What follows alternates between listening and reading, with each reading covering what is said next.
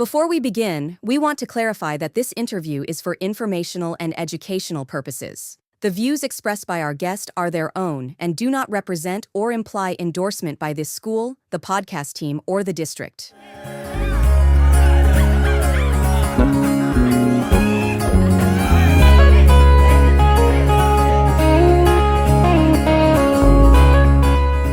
Hello, my name is Zoe Harrington. I'm with Panther Productions here in the OMTC, and today I'm interviewing Hannah Kelly, who is our former state rep and who is currently running for Senate.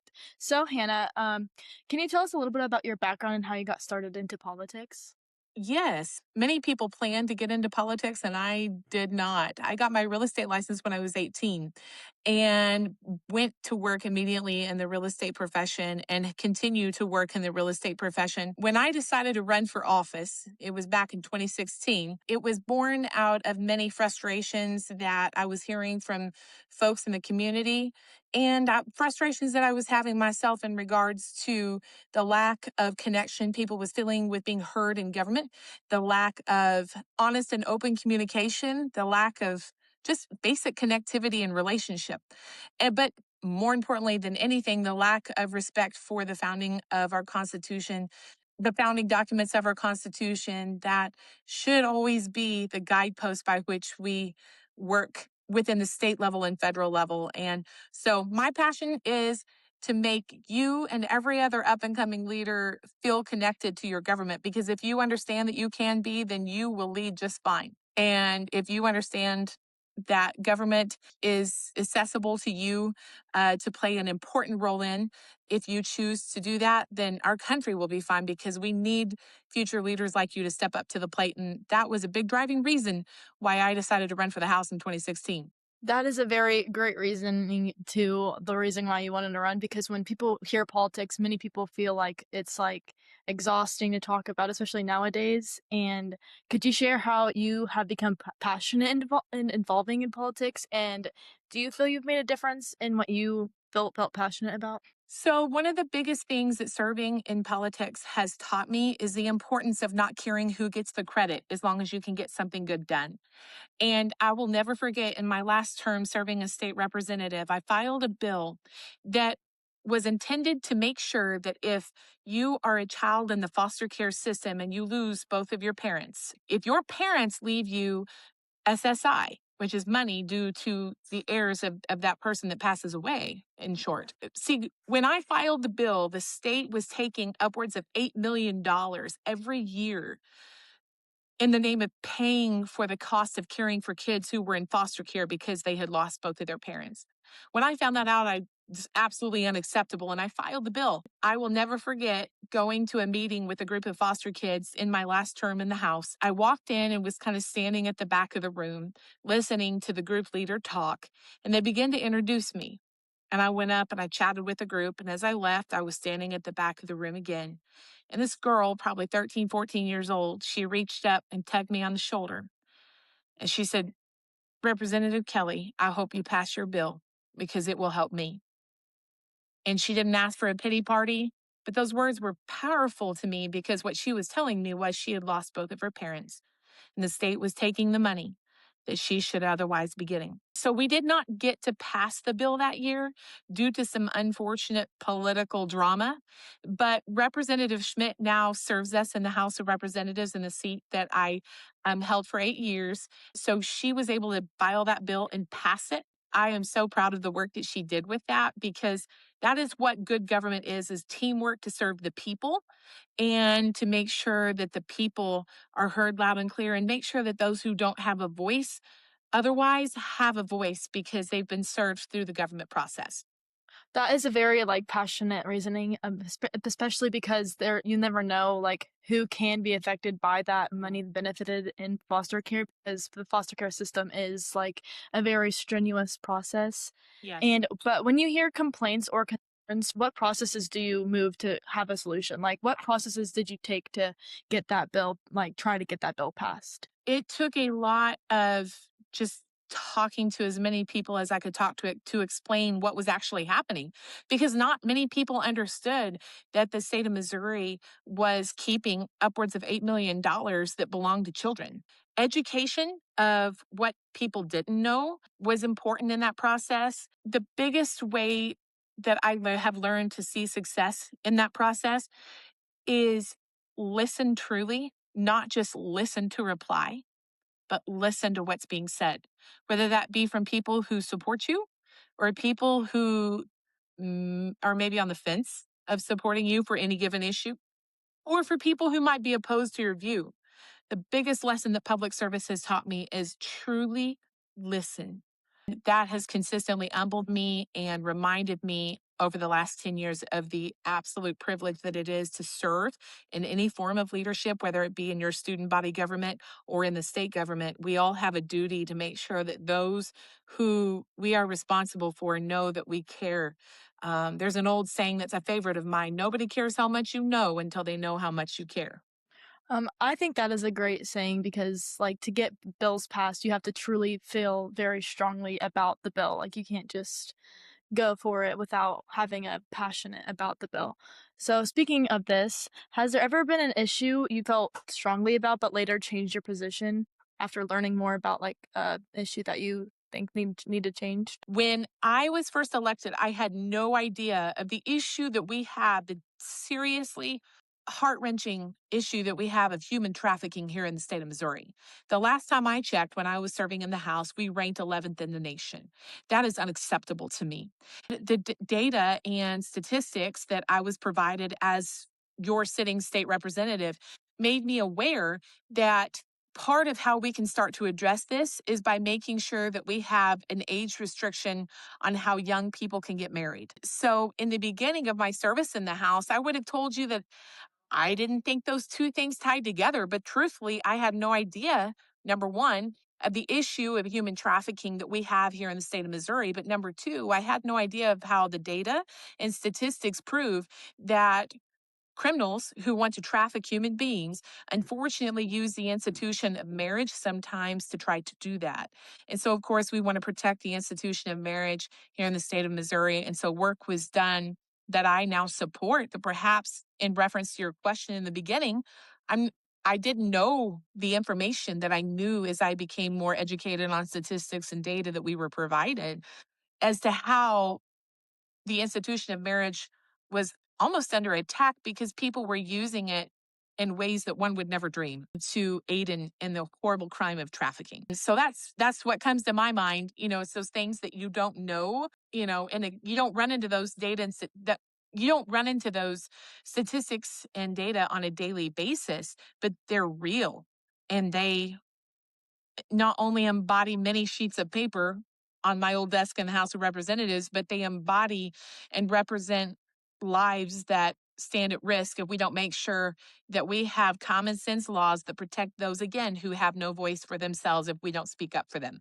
In my opinion, that is a issue to be feel very strongly about Yeah. and like to learn more about and push a bill forward. But how do you stay rational in decision making when people you represent feel differently or emotional about an issue, like they think like differently than you? That's a great question.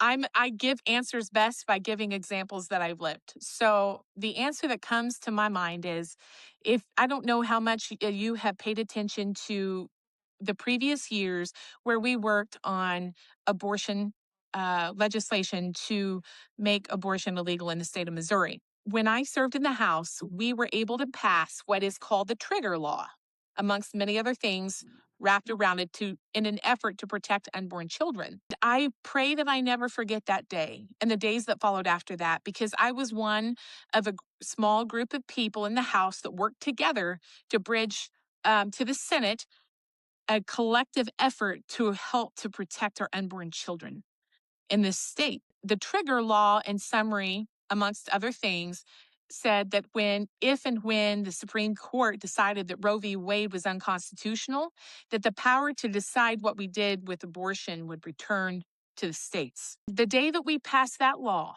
people started leaning over the galleries, almost hissing, yelling obscenities, and being very vulgar.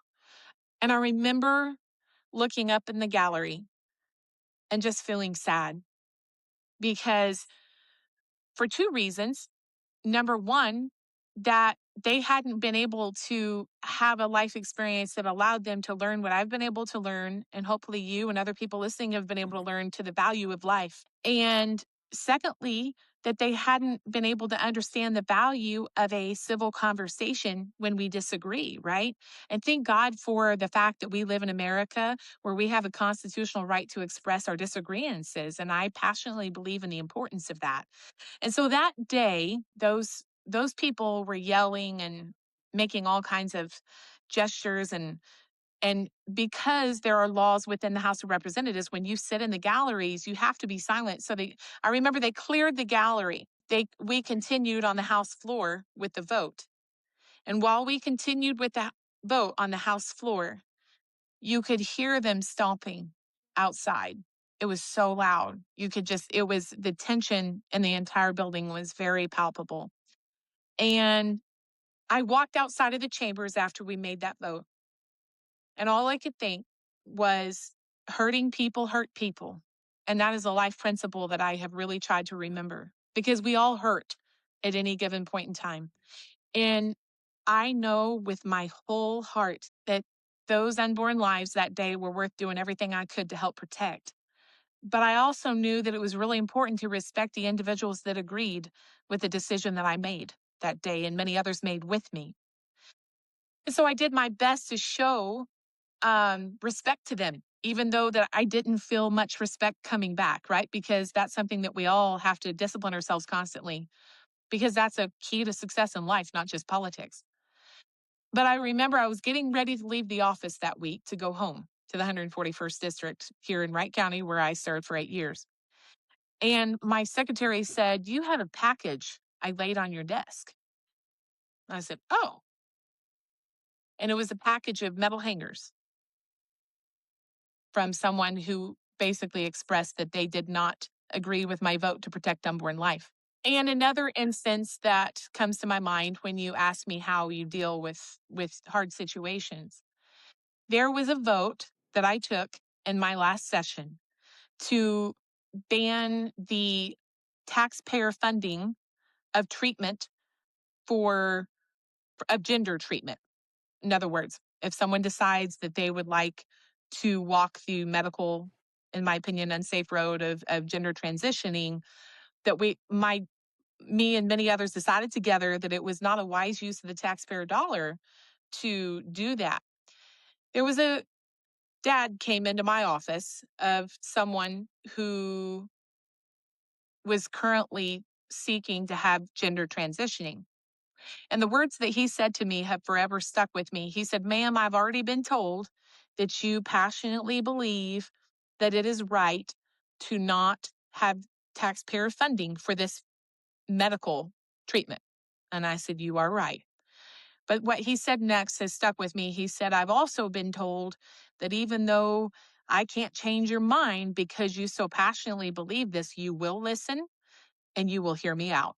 And I did that day because I respect the fact that he is a human being, an American and Missouri citizen who has a right to be heard by his government. There's things that we can't compromise on, but then there's some things that we can compromise for the greater good. And so to understand those gray lines and to understand the black and white facts and truth of the founding of our nation and what it takes to protect the republic that we've been given, those are sacred responsibilities that I don't take for granted in the years I served you in the House. And I hope to get to continue to serve in that capacity, God willing, if we're able to succeed with the Senate race I'm currently in.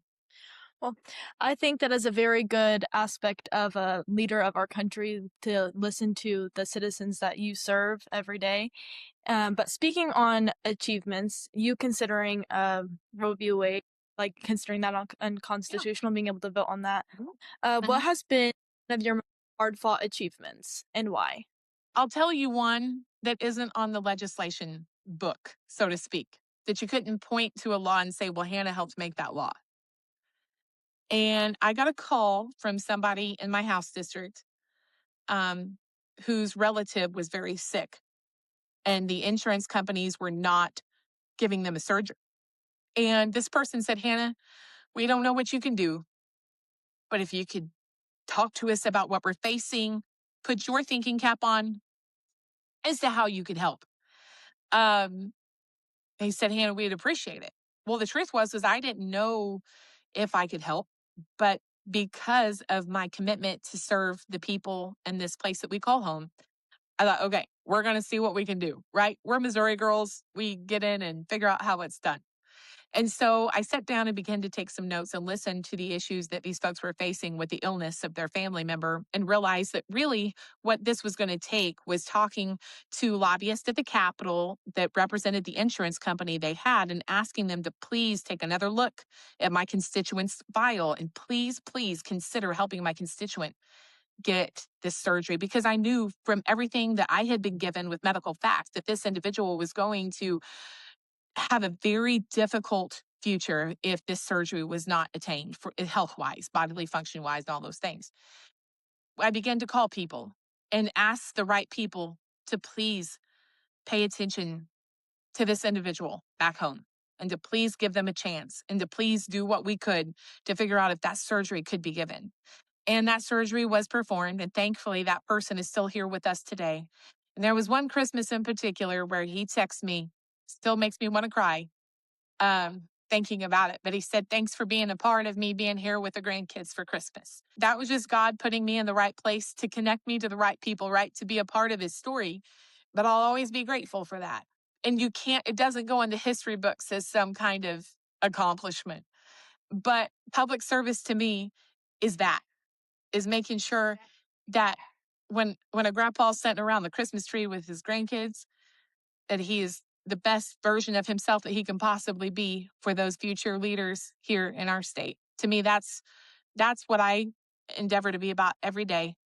Another instance that comes to mind here in Mountain Grove, there was a situation where someone who has very serious medical needs asked me to help make sure that their loved one, well, the family of this individual who has serious medical needs, asked to help make sure that their loved one could stay close while getting the care that they needed. And there was some red tape in the way, and it was unnecessary red tape that should have never happened. And because of the trust I've been given to serve as state representative, I helped him figure it out, and we got him where he needed to go. Well, because I've been blessed to know many people, I thought I knew who they were from a face recognition standpoint, but I wouldn't, I just did my job and did my best to help and left it at that. I got home from the Capitol one evening and was in Walmart. I heard somebody behind me say, thank you for what you did. And it ended up, we all kind of shed some tears there in the Walmart aisle and got a good hug out of the deal.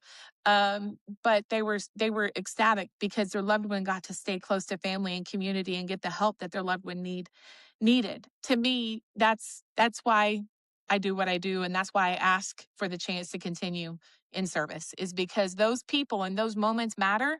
And those people are Missourians, they're my neighbors, they're my friends, and they deserve a voice in government that will um, do everything we can. Sometimes we can't find the answers, but for the moments that we can, it's worth every bad day. Well, find that an amazing accomplishment that you take the people that you surround yourself with in our community, that you take their issues seriously and you try to get things passed for them.